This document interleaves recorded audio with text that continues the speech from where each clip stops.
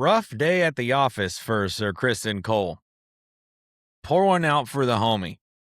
You know, I he was a character that I did not like a lot, really leading up to last week's episode. But then listening to him talk about his upbringing, his life, what he's fighting for was kind of, it tugged on my heartstrings just a little bit. So it is tough to see him go out the way that he went out, if we're being completely honest. But at the same time, you play dumb games, you win dumb prizes. What is up, everybody? My name is Strez. Welcome into another video where we are reacting to episode 6 of season 3 of House of the Dragon. My goodness, I talked about this last week. There are so many storylines that are taking place in this season of television that I'm not having trouble keeping up with, but I'm having to work extra hard while I'm watching the show to make sure that I'm able to keep up with the things that I'm watching. And that's like not that big of a deal. But also at the same time, I want to be able to just kind of like sit back and relax and watch the show. But no, I have to pay attention like really, really closely, whatever.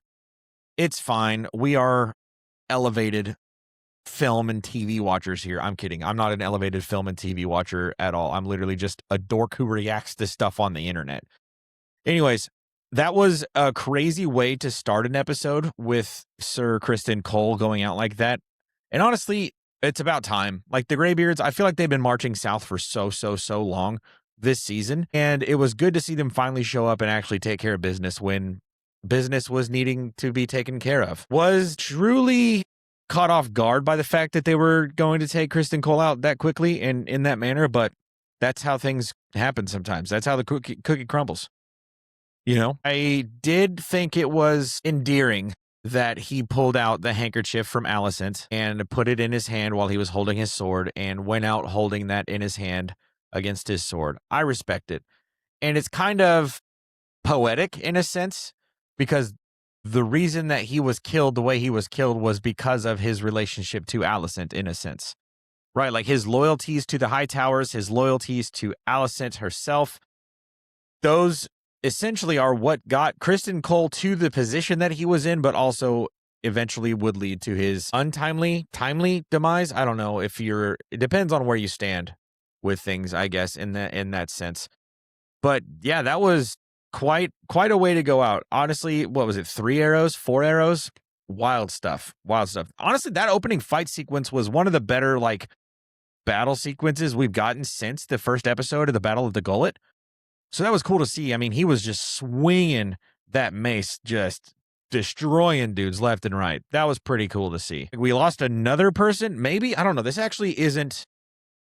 We didn't know for sure if this happened, but I'm fairly certain that we can be pretty confident that we've also lost Corlys Velaryon. You know, Lord Corlys, was having a tough time. He was dealing with some of his anger out in the woods and on the road, battling to try to take care of the herds or the hordes of the Triarchy that were still kind of out there trying to, get in the way of some things, and was caught off guard when I saw who was there that I pretty sure killed Corlys. That was tough to watch. I was expecting, at first he was angry because his son was out there being like, hey, we need some swords back in the streets. Can you lend your men? And he's like, she's asking too much of you. I'm not doing this. This is ridiculous. But then it sounds like he was coming around to it and was giving a speech to his men. And then at the end of it, he's, taken out in the dark by Ormond's men, essentially. Like that one caught me off guard. This show has done a really good job of that, like every single week, essentially leaving us at the end of an episode with a fantastic cliffhanger, like a really good cliffhanger. Every single episode has given us something like that. We got a really cool conversation between Rhaena and I don't have her name pulled up here, but the Lady of the Vale. I'm excited to see where Rhaena's story leads her. Obviously, I've never read the books. I don't know anything about what's going on here, but I am excited to see where her story goes. I feel like I've seen some leaks on Twitter from some of the storyline that kind of maybe the next couple of episodes of this season that maybe have spoiled some things, but maybe not. I don't know. I'm not going to share them here, obviously, for obvious reasons. But, at the same time, it would be nice to see that come to fruition if it was truly a leak. Like, I would be okay with what it was that I saw. Yeah, Daemon is just, again, wanting to just fight. Like this guy, all he does is think with his muscle. Like he is just a brute. There is little, I mean, he has the political acumen to be able to play the game. And we'll get back to playing the game here in just a couple minutes. But Daemon has the political acumen to actually play the game, but he refuses to because he has a dragon and he is so gifted with a sword. And you got to feel bad for him the way that his gold cloaks just basically came and were like, hey, dude, we're done. Can't do this anymore. Our men are being murdered. We're not being paid. This isn't what we signed up for. I get it. I would probably do the same thing if I were them. But Daemon, he loves the gold cloaks. Like that group of men means so much to Daemon. And it was kind of tough to see them quit the way they did, but it also gave Daemon a chance to kind of go out into the streets and do some like boots on the ground investigation work, essentially, right? Like he's getting into his Batman era. This is like the closest to a character being Batman in a television show that I can think of, because obviously he sits at the very top. He is married to the queen of Westeros, but also is literally donning a disguise to go out into the streets and fight the men who have wronged his men. That's like so Batman coded, it's not even funny. I respect it. Honestly, I did enjoy it. The scene when Ormond went, when the men who were posing as Lord Boris Baratheon's men to come and bend the knee for Daemon Targaryen, when that scene was happening and Ormond was like getting sick and it panned over to Daemon, I was like, did Daemon poison him? Like, Did Daemon poison Ormond here? Is he trying to get rid of his cousin? Yes, his second cousin. Like, is that what he's trying to do? I was so confused. I think he may have just like had some food poisoning or just some sort of sudden illness. Doesn't seem like anything like was nefarious that was happening for that scene there. But like, shout out to Gwaine for being there and being like, no, these are assassins. I have to kill them right now.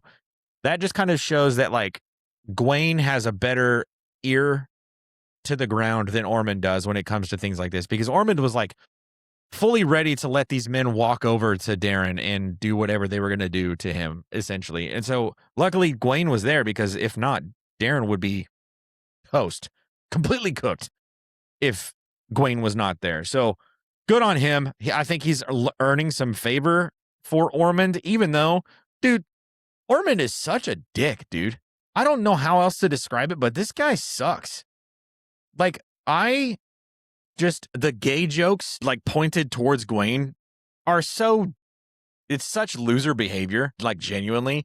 Like, people who make homophobic jokes in general are just such losers. And the fact that, like, a person like Ormond, who is an absolute psychopath, who obviously can't do his own bidding for himself, to make those jokes at someone like Gwaine, who has been out in the streets fighting for your house, fighting for your family, and just saved your life and Darren's life.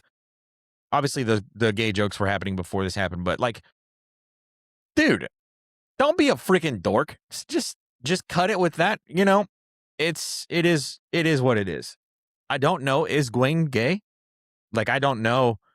I don't think I've ever noticed if they have hinted towards that in this show before this episode started or before this episode aired. But if they had, I completely missed it. I have no idea. Maybe there's more about Gwaine in the books that obviously I don't know. Actually, if you have read the books and you know whether or not Gwaine is gay, let me know in the comment section, because that would be very interesting, in my opinion, to the story of how things go. But yeah, and so that's where kind of the game has begun. And well, Ormond started playing the game long before Rhaenyra started playing the game. But one thing I did see in this episode from Rhaenyra was that it looks like she's kind of figured out how to play the game herself. Like she knows that this is something that she has to maybe slow play. This is something that she can't just go out and burn it down. She has to play the game, right? This is the Game of Thrones universe, and Rhaenyra absolutely has to go out and play the game. Like she just has to. Whether or not she wants to, that's a different conversation. But I think she realizes that she has to, and it looks like she is getting better at playing the game, and that is something that I do like seeing. I do think she doesn't realize the opponent she's up against, or maybe she's starting to realize that, but I think she is slowly figuring it out and figuring out what it is that she actually needs to do. Like she can't play by the rules that she wants to play by, so to speak, right? Like she viewed her father as such a like good and kind ruler in a sense. Someone who followed the rules, someone who never went against like any code of honor or anything like that. And I think Rhaenyra thought that I think she felt she needed to do that thing and like emulate her father in that. But I think she's learning that she can't, because if she does, she will be walked all over and made a fool in front of everyone. And so you kind of see her flip the switch towards the end of the episode when she basically tells Alicent, hey, I'm sending you to Harrenhal to assassinate your son.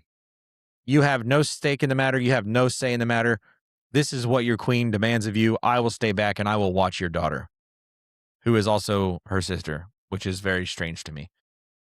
But that is just an example of Rhaenyra being like, yeah, hey, we're playing a game here. I'm going to play it the way it has to be played in order to be successful in this era, in this day and age, basically, in this part of the game that she's playing. So I did like that bit there. I think that was good to see some growth. Maybe not growth, but like development in her character to an extent. I did think it was funny in that moment when she told Alicent that. Alicent like reaches out and grabs her, and she like pulls her hand away, and Rhaenyra is just like looking down at her sleeve and is like just fixes it. Like that was the most like pretentious thing I think I've ever seen Rhaenyra do in her time as queen. It was kind of funny. I got a chuckle out of that one, which was nice. But yeah, I think this episode overall was probably better than last week's episode, but still wasn't up to the level I think the first 4 were in the season. I think this episode gave us some good bits of plot development. I think it gave us some good bits of character development. It gave us some good bits of major characters being lost. Gave us some nice battle scenes. Gave us some interactions from some dragons. By the way, shout out to Vermithor and Silverwing, like kissing each other's necks. That was super weird. The noises that these dragons make is so strange to me, dude. I kind of like it. Like it kind of tickles my eardrums, but at the same time, I'm like, ugh, like kind of creeps me out. Hugh Hammer maybe has pissed his wife off. We got a little bit of like everything in this episode, and I thought that was really good, but it doesn't quite still, in my opinion, on my ranking scale, like my rating scale, this one is in 5th place out of the 6 episodes we've watched so far in this season. Next week is the penultimate episode, and then the week after that is the season finale. We've got a lot that's going to have to happen over the next couple of days. No idea how the story is going to go. No idea who's going to be alive, who's going to be dead at the end of this season. That's honestly, you just roll a dice and roll some dice and pick your person. Yeah, like I don't know. I have no predictions whatsoever for who is going to survive and where everyone's going to be at the end of this season.